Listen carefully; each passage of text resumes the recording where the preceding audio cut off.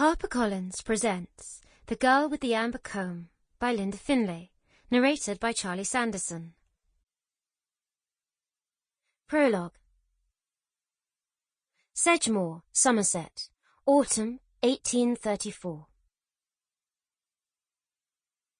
The harvest moon hung like a buttery orb, gilding the withies that stood like sentinels alongside the dykes. The smell of apple pressings from a cider house drifted across the land. Beyond rose all and more, the black holes scored by peat cutters staring down on the droves like watchful eyes. Suddenly, the quietude of the night was broken by a piercing scream that disturbed a heron from its roost. Mary cuddled her daughter closer, wiping the sweat from her brow before bending to ease the sack from her body. Although she worked quickly, she knew in her heart it was already too late. Sure enough, as the tiny form whimpered and took its first breath, Della shuddered and breathed her last. Mary shook her head, hot tears bouncing from her cheeks to mingle with the waters of the Rhine that now ran red with blood.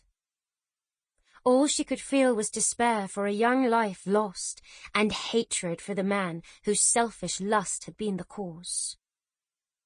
Another whimper sounded from the withies, and she steeled herself to look.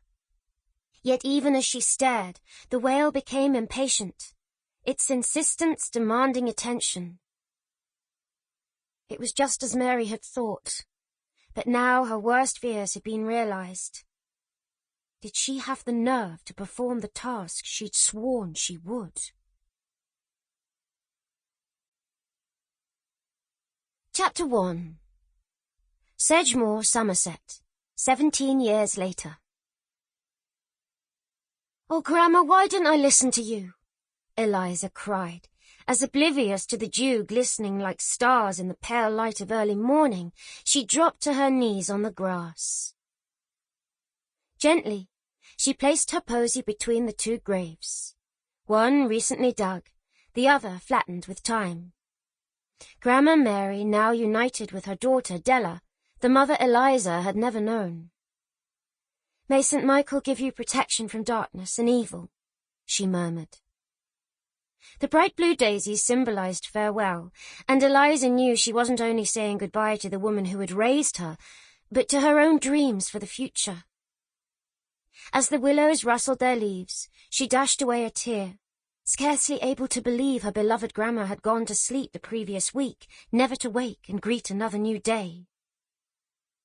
It was now the end of September, and the swallows were taking flight from the nearby reed beds on their way to warmer climes and a new life.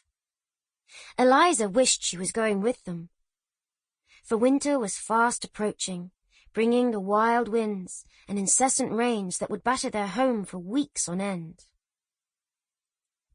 Sighing, she got to her feet and stared over the withy beds that glinted yellow in the swirling autumn mist, towards the scattered stone cottages and farmhouses which made up the hamlet of Worth. "Happy birthday, Eliza." She started as her grandfather came up behind her. "We're a time of mixed emotions the day you were born, and that's the truth," he said gruffly. Turning, she smiled and linked her arm through his, for he said the same thing every year. "You've brought such joy, and Lord knows how I'd manage without you now that—" His voice cracked, and he turned towards the old oak where the two crosses were flanked by the bright flowers. Although she didn't feel like celebrating today, her birthday had always been an occasion to be marked. A specially baked cake, followed by a toast to Della. "I'm sure Grandma's staring down from heaven to see what you've got for me," Eliza teased, forcing a smile as she tried to lift his spirits. "Mary would never want to miss out on anything." His lips twitched, hazel eyes pensive, as he stroked his greying beard. "I might have a little something, but you'll have to wait till later. Birthday or no, there's work to do first. Old man Conger's calling for those eel traps he ordered this afternoon. Mary was that busy she didn't have time—" His voice trailed off again. "I've a basket to make for Mr. Batstone, then I'll see to them," Eliza assured him. For the man was a good customer, who always paid promptly, Sample complete.